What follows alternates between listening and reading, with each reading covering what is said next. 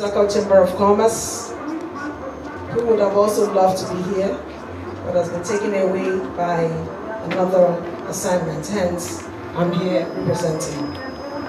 It is timely and indeed significant that the federal government has chosen to take the issue of safety handling of scheduled chemical and industrial compliance to this level.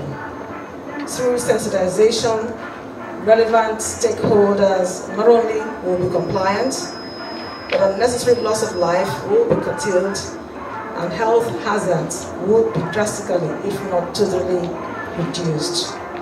It is believed that this workshop will also provide a platform for chemical producers, marketers, users, transporters to interface and connect with the regulatory bodies involved in implementation of Chemical Weapons Convention. The world has become a global village, and best practices in business is imperative if we must do business with the global community. The Chamber movement recommends and facilitates interactions that sustain synergy, cooperation, and partnership among stakeholders. Where there is cooperation, we have less bottlenecks, less friction, all of which create ease of doing business and ultimately grow the economy. There is no doubt that at the end of this workshop, those in attendance will be better equipped on appropriate management of chemicals and a better understanding of regulations and regulators that will guide the business operations. It is also hoped that other sectors would have opportunities to sensitize and network.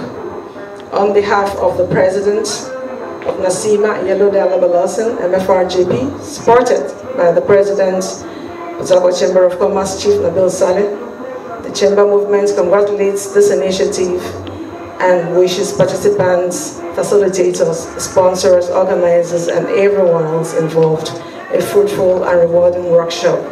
Let me also mention as an aside, I know some of us are a little bit irritated. There is noise coming from there, the microphones are not working. But you know what, in times like this, we test our will, we test our concentration, we test our resolve. And let us accept that and focus on why we're here.